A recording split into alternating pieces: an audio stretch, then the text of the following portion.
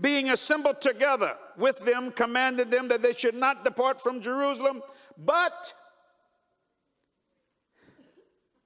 and it turns red. If you got a red letter edition Bible. But wait for the promise of the Father, which saith he, you shall have heard of me. But wait. Wait. Wait. Title of my message, God is never late, but I sure wish he was early. Wait. I hate to wait. In anything I do, wait for the promise. Why? Because if you don't, your promise will turn into compromise. A COM will be put on it. If you take compromise and take the COM, it's back to promise. But wait for the promise of the Father, which saith he, you have heard of me. Point one, the word wait is a difficult command to obey. Write it down if you're taking notes. The word wait is a difficult command to obey. Jesus first said follow, then he said go ye, and now wait. Why? Waiting is a gift. What does it do? It shapes itself in stillness. When you're waiting, you're thinking. It stands firm in trouble. Why?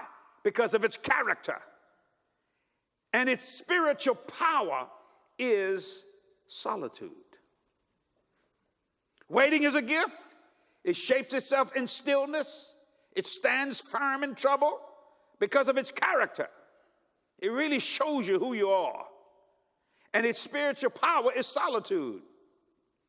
But what people misunderstand is waiting is not idleness. That's what makes waiting tough.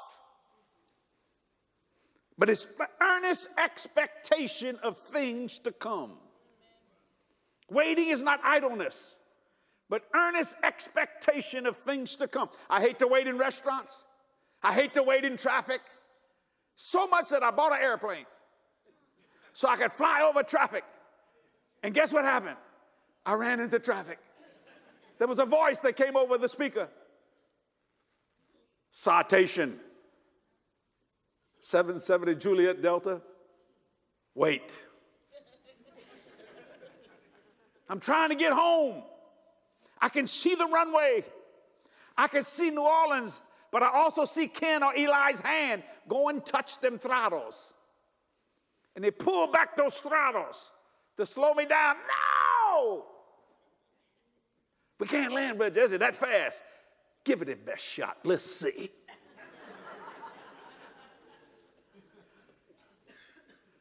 We're on final, what they call. The runway, just like this aisle. All of a sudden you hear New Orleans Center says, turn. I could be on the ground in the next 3 minutes. Ooh, now they want me to go all the way over to the West Bank. Cross the Mississippi River. Been there, done that. Turn around. Now I got another 5 to 7 minutes burning fuel at a gallon a second.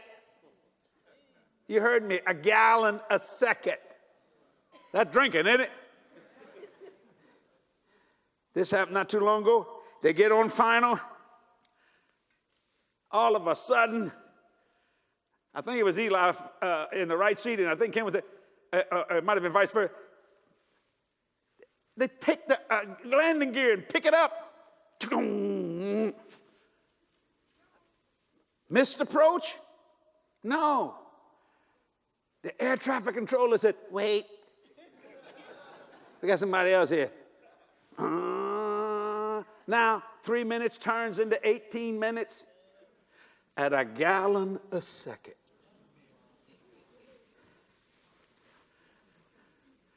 Don't you hate this? But God said, wait, because something's coming.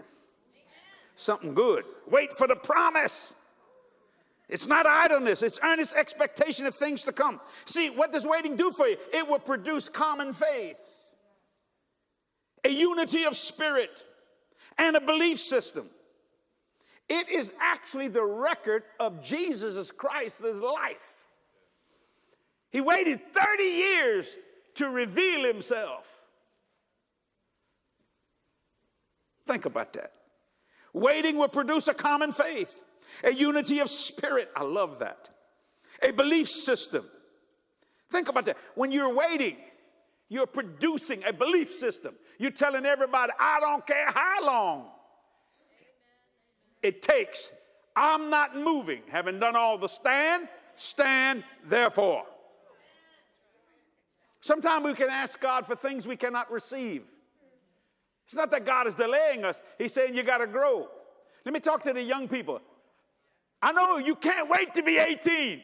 Let me help you. Neither can I. I want to go back to 18. It took me like 100 years to get to 18. So I could tell my mama, I'm a man. I'll do whatever. I can do anything I want to do. Boy, if I could go back right now, give the white hair back to her, the fat back to daddy, and have that body at 18 that Kathy lusted after. Because I was a chiseled piece of man candy. Oh, I had a six-pack. Woo, Lord. Guns. Mwah, mwah. You couldn't grab my skin. My muscles under my skin would just do this. Then something happened. Wait.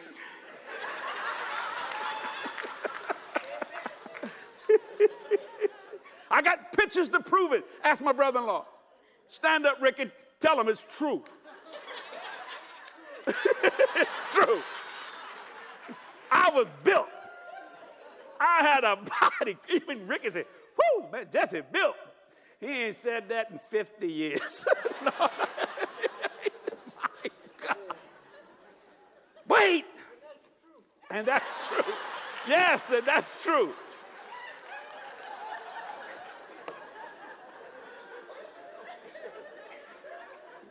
Why is he telling us to wait? You cannot force or manufacture spiritual experience.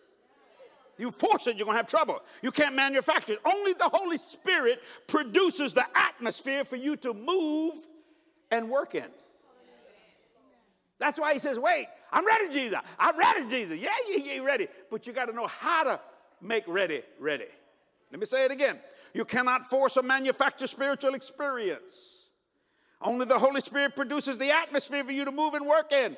Why? Because waiting is not idleness, but earnest expectation. It's producing a common faith. It's a unity of spirit. It's a belief system. You actually growing to the fullness of the stature of Christ. Now, I don't believe you got to wait 9 billion years and die waiting. I don't believe that. But sometimes you have to realize there's promises in the Bible that are for you, but you're not old enough to receive yet.